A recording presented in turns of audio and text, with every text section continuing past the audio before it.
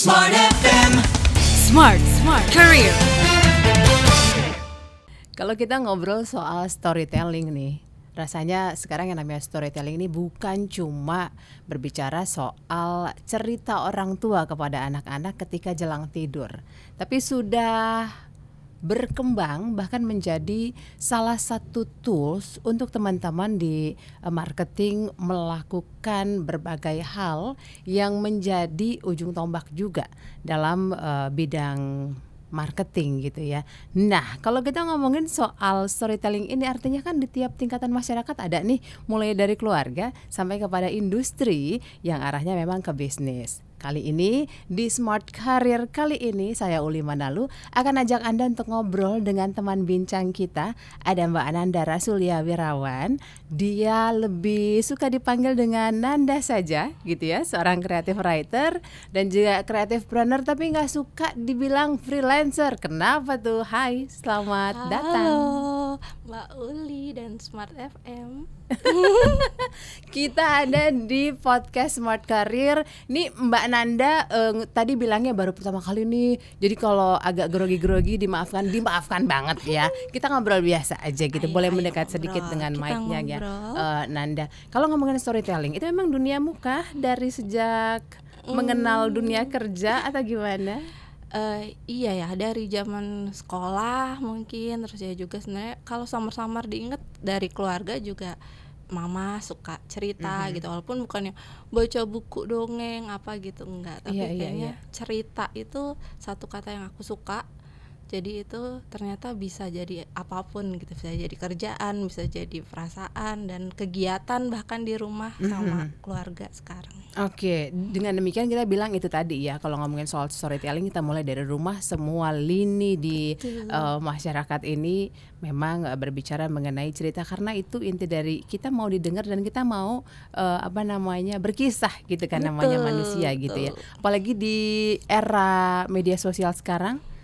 Semua orang bercerita nggak sih Nanda, ya kan? Itu dia. Melalui Semuanya. akunnya dia. Betul, ceritanya juga nggak melulu dari kata-kata, tapi jadi dari visual kan, terus audio juga, lagu-lagu dan lain-lain, itu bentuk storytelling juga menurutku. Betul.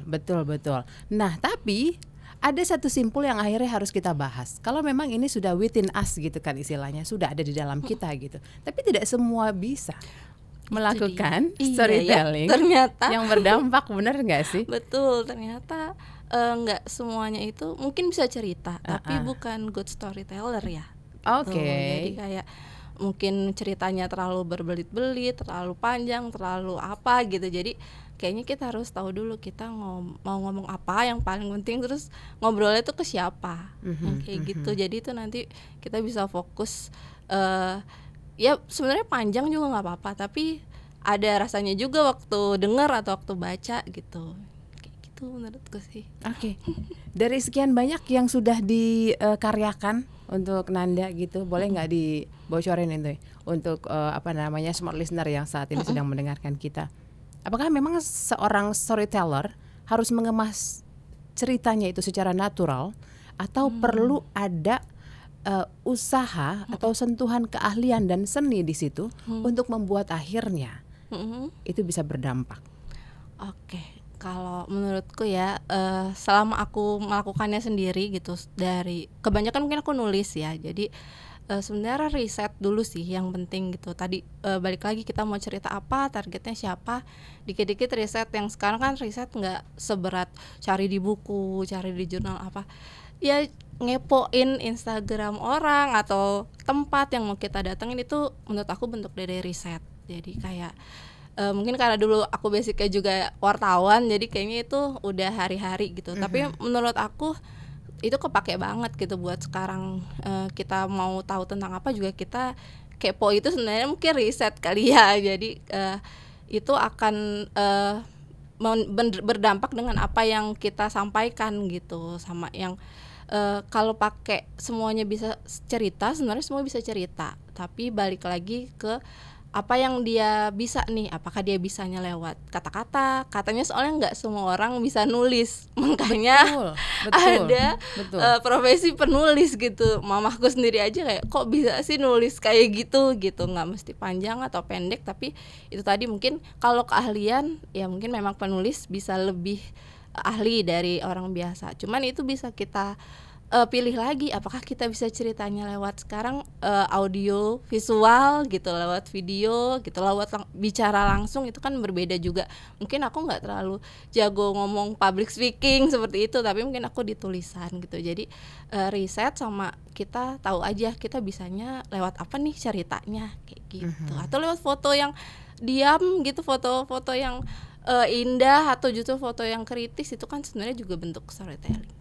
Oke, iya. Jadi storytelling itu bentuknya bisa mulai dari suara, tulisan, gambar, banyak sekarang ya. Apa namanya istilahnya, wadah untuk mengekspresikan itu. Hal terpenting untuk kita bisa memulai storytelling yang berdampak apa yang perlu disiapkan? Kayaknya memang harus mulai dulu gitu. Kayak sekarang di sosial media misalnya memang hanya melihat gitu, coba untuk bikin juga gitu dari yang sederhana aja. Day in my life itu kan bentuk storytelling yang sebenarnya mungkin bagi kita biasa aja, jangan-jangan bagi orang oh iya ya sehari ternyata bisa buat ini gitu. Jadi mulai aja. Kalau aku sih soalnya punya moto kayak nggak nyoba nggak tahu gitu. Jadi coba dulu, kita nggak tahu nih dampaknya atau seberapa rame sekarang kan kalau di sosial media. Atau pas waktu nulis ternyata tulisan itu di capture dan diingat, ada satu temen yang kayak puluhan tahun ingat gitu sama tulisan aku yang ini gitu. Jadi kayaknya kita tulis aja, kita mulai aja dulu apa yang kita bisa tadi itu mau lewat apa. Oke. Kalau yang lain punya tagline mulai aja dulu, kalau Nanda gak nyoba nggak tahu. Oke. Nggak nyoba nggak tahu gitu ya. Pertama kali bikin storytelling yang boleh kita definisikan sebagai produk atau karya yang industrial lah gitu, yang menjual, itu kapan? Oh, kalau aku kan tadi nulis ya. Sebenarnya dari zaman sekolah SMP SMA itu aku ikutan mading. Selalu jadi ketua mading. Gara-garanya apa Mbak Uli? Gara-gara nonton AADC, Ada Apa Dengan Cinta. Itu zaman aku.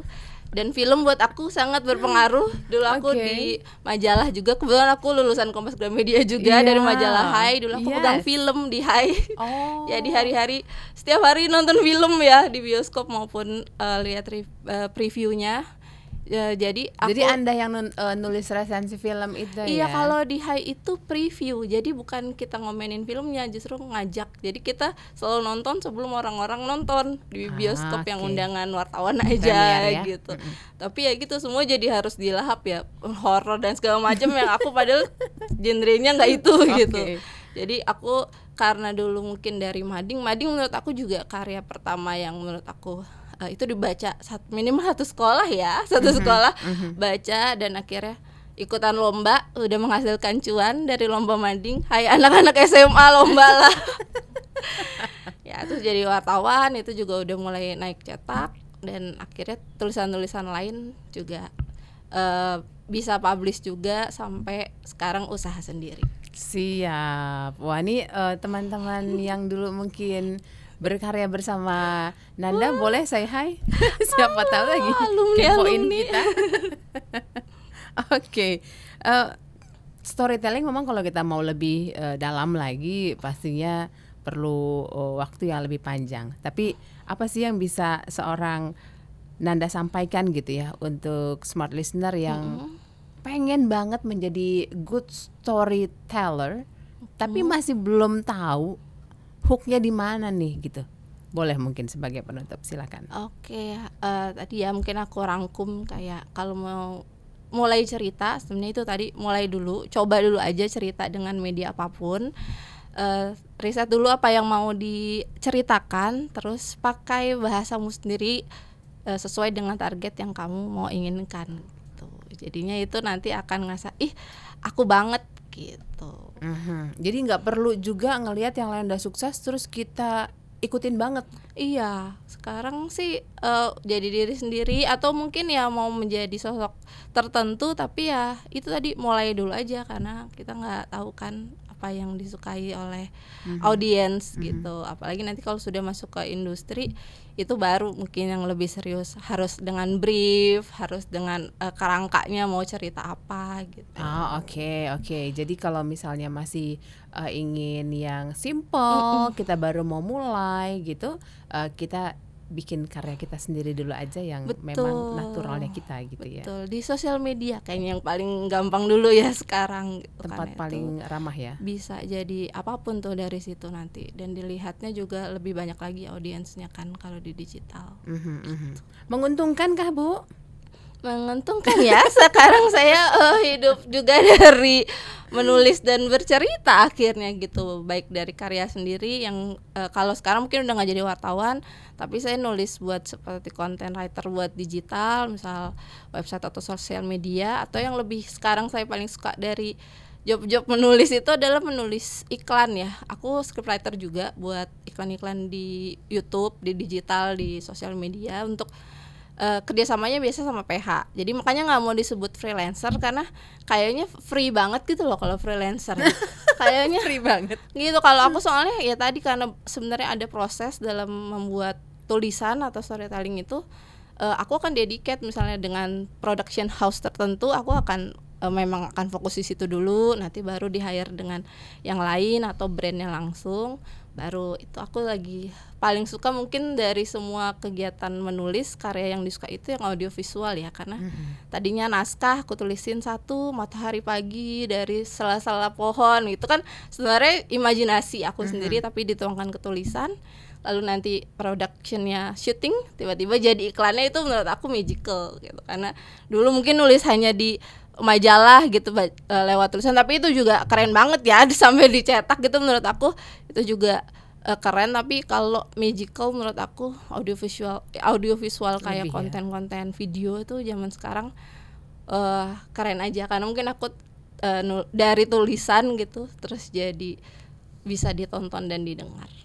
Oke, audiovisual lebih megang lah ya kalau kita Iya, bicara sekarang soal ya orang bagaimana. suka banget lihat video kan sekarang gitu. Oke, tapi balik lagi semua berawal dari tulisan, betul ya? Iya. Kalau kita nggak nulis kan nggak bisa kerja juga tim produksi audio Oh iya, dan bener, visualnya. iya. Bener ya. Bener. Jadi kalau sekarang lagi anti sama nulis, harus nulis. Tulis dulu yang Pesannya pendek-pendek itu ya. caption sosial media juga itu tulisan. Iya.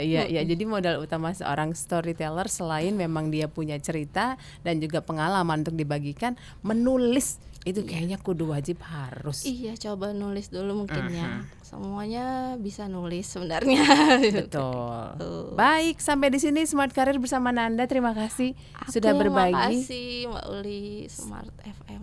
Semoga Thank bermanfaat you. ya perbincangan kita. Kita ketemu lagi nanti untuk perbincangan berikutnya. Saya Uli Manalu. Bye.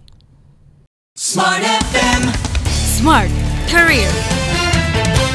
Make your future better.